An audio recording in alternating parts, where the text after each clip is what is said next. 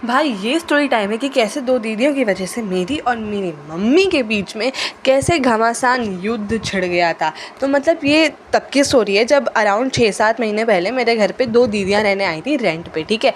तो वो ना मेरी मम्मी की फ्रेंड की भतीजी थी। तो एक दो दीदियाँ थी, उनमें से एक उनकी भतीजी थी एंड एक उनकी बेस्ट फ्रेंड थी। और वो लोग मेरे घर पे कॉम्पिटिटिव एग्ज़ाम की तैयारी करने के लिए आए थे। देखो मेरा घर और मम्मी की फ्रेंड का घर बहुत आसपास में ही है, लाइक 7-8 घर छोड़ के ही है, तो मतलब एक ही गली में है, ठीक है भाई।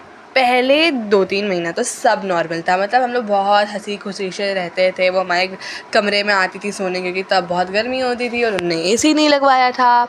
और हम लोग कपड़े शेयर करते थे, वो मुझे स्किन केयर एडवाइस देती थी एंड एक्चुअली में मुझे वो लोग बहुत अच्छी लगती थी। लाइक भाई उन लोग का क्लास था यार, मैं तो छोटी बच्ची, वो इतने बड़े। एंड प्लस मेरी कभी कोई बड़ी बहन नहीं रही है और मुझे हमेशा से चाहिए था कि कोई मेरी बड़ी बहन हो, ऐसे फील आए कि येस सिस्टर्स। तो मुझे वो लोग बहुत अच्छे से प्यार करी थी एंड मेरी मम्मी भी उन्हें बहुत अच्छे से कर रही थी प्यार। लेकिन लेकिन लेकिन भाई एक दिन क्या हुआ, लाइक हम लोग ना कपड़े वपड़े शेयर करते थे। तो उनने मेरी एक वाइट कुर्ती देखी चिकनकार की, बहुत अच्छी। तो उनने बोला कि अब मुझे दे दो, मैं पहनूंगी, मुझे कहीं बाहर जाना है। तो उनने मस्त डेनिम के साथ उसको पेयर अप करा, बहुत अच्छी थी वो। तो वही कुर्ती मैंने नहीं, मेरी मम्मी ने उनकी जो फ्रेंड थी ना, उनकी बेटी को पहने हुए देखा। अब मेरी मम्मी को तो बहुत अजीब लगा कि यार ऐसे कैसे उनने बिना पूछे पहन लिया भाई। तो मम्मी मेरे पास आई, बताएं कि बेटा ऐसा ऐसा है कि वो जो लड़की है ना, उसने तुम्हारे कपड़े पहने हैं। अब मम्मी तो एकदम नॉर्मल थी, अब मैं एकदम गुस्सा आ गई कि मेरे कपड़े कैसे पहन लिए, मेरे से बिना पूछे पहन लिए उनने।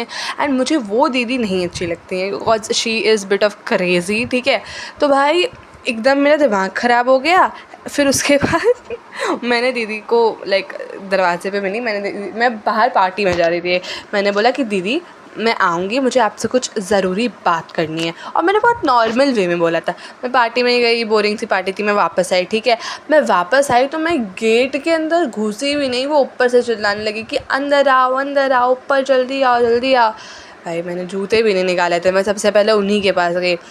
एंड आउट ऑफ नोवेयर मुझ पर भड़क रही हैं। वो कह रही हैं कि जो दीदी ने मेरी कुर्ती पहनी थी उनका नाम रख देते हैं हम लोग रसमलाई, ठीक है, अभी के लिए रसमलाई रख देते हैं। हाँ, रसमलाई मेरी बहन है, वो मेरा अपना खून है, मैं ऑफ़ कोर्स उसको ज़्यादा प्रिविलेज करूँगी, मैं ऑफ़ कोर्स उसको ज़्यादा प्यार दूँगी तुमसे, और अपने आप को उससे कंपेयर मत करो। अब मुझे बहुत सुनाया उन्हें, बहुत भंग भोसड़ा बोला उन्होंने, ठीक है, बहुत सुनाया।